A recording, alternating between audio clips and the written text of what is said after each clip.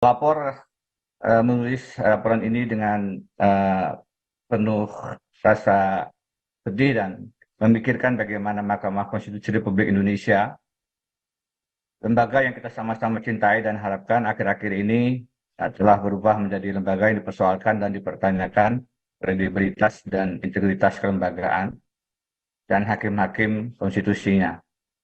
Oleh karena itulah, pelapor dengan segala upaya berusaha menjaga kehormatan Mahkamah Konstitusi, meskipun dengan cara menyampaikan kritikan dan masukan yang tidak jarang juga mudah disalahpahami.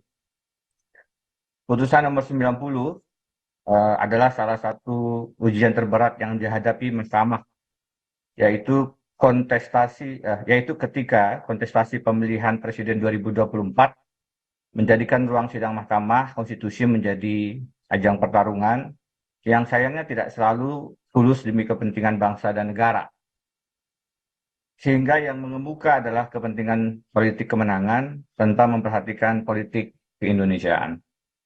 Seharusnya, sebagai lembaga yang didaulat menjaga konstitusi dan demokrasi, the guardian of constitution and democracy, apalagi diisi oleh hakim konstitusi yang bersyarat negarawan, Mahkamah seharusnya tahan akan godaan intervensi baik berupa kekuasaan ataupun kekayaan.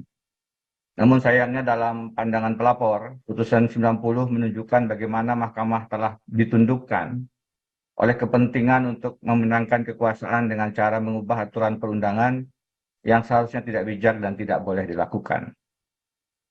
Apalagi perubahan peraturan tentang syarat umur capres-cawapres itu menggunakan tangan hakim terlapor yang seharusnya mengundurkan diri karena perkara tersebut mempunyai kepentingan langsung dengan keluarganya, yaitu Presiden Joko Widodo dan anaknya Gibran Rakabuming Raka.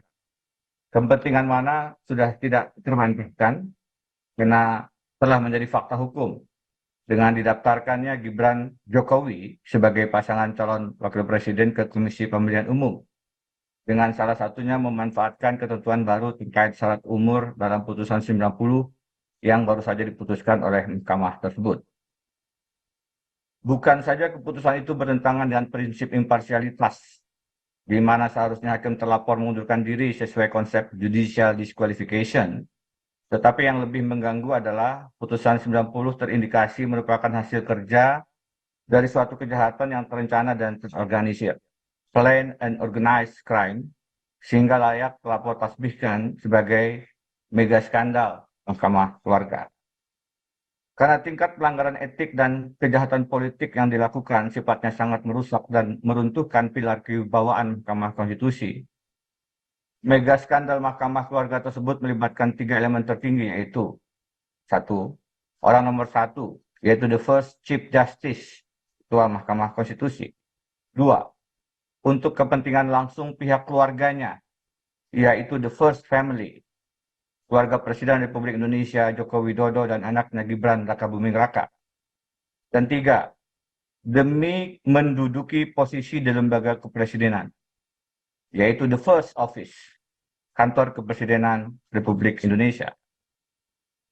Sehingga dengan semua elemen tertinggi demikian, tidaklah patut jika pelanggaran etika dan kejahatan politik yang terjadi dipandang hanya sebagai pelanggaran dan kejahatan yang biasa-biasa saja, dan cukup dijatuhkan sanksi etika semata. Kerusakan yang diakibatkan terlalu dahsyat, sehingga prinsip bahwa putusan Mahkamah Konstitusi harus dihormati sebagai yang terakhir dan mengikat, final and binding, kali ini harus dibuka opsi pengecualian, exception, justru demi menjaga kewibawaan, kehormatan, dan keluhuran Mahkamah Konstitusi itu sendiri.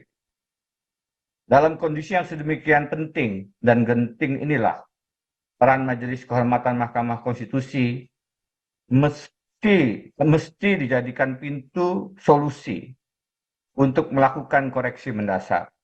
Bukan hanya dengan menjatuhkan sanksi etis berupa pemberhentian dengan tidak hormat kepada hakim terlapor, tapi yang lebih penting adalah menilai dan membuka ruang koreksi atas putusan 90 yang telah direkayasa dan dimanipulasi oleh hakim terlapor dan kekuatan kekuasaan yang mendesain kejahatan yang terencana dan terorganisir tersebut, plan and organized crime.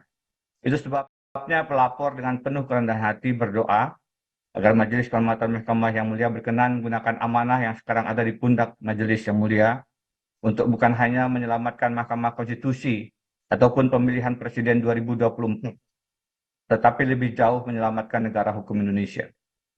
Pelapor mengusulkan putusan 90 tidak boleh dimanfaatkan ataupun dinikmati keuntungannya oleh para pihak yang telah dengan sengaja memanfaatkan hubungan kekerabatan antara hakim terlapor dengan Presiden Joko Widodo.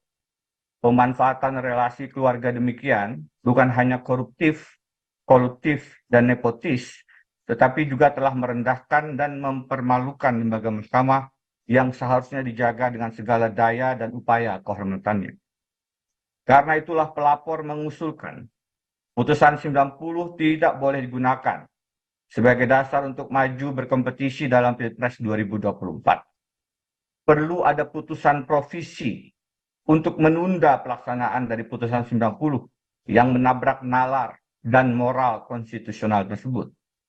Lebih jauh, dengan menerapkan penyelamatan keadilan konstitusional, constitutional restorative justice, maka Majelis Kehormatan yang Mulia semoga berkenan untuk menyatakan tidak sah putusan 90 atau paling tidak memerintahkan agar Mahkamah Konstitusi melakukan pemeriksaan ulang perkara 90 tersebut dengan komposisi hakim yang berbeda tanpa hakim terlapor. Lebih jauh, untuk menghindari putusan Majelis Kehormatan tidak dilaksanakan dalam tenggat waktu Pilpres yang sangat sempit dan menghindari upaya banding disalahgunakan untuk menunda eksekusi, maka pelapor meminta dilaksanakannya putusan Majelis Kehormatan meskipun ada upaya hukum banding. Wait for bar, bitch for rat. Pelapor sangat mengerti dilema dan tidak mudahnya melakukan judicial activism yang demikian. Namun ketika kita berhadapan dengan pelanggaran etik dan kejahatan yang luar biasa, maka diperlukan tindakan penegakan hukum yang juga luar biasa. For extraordinary crime, we need extraordinary law enforcement.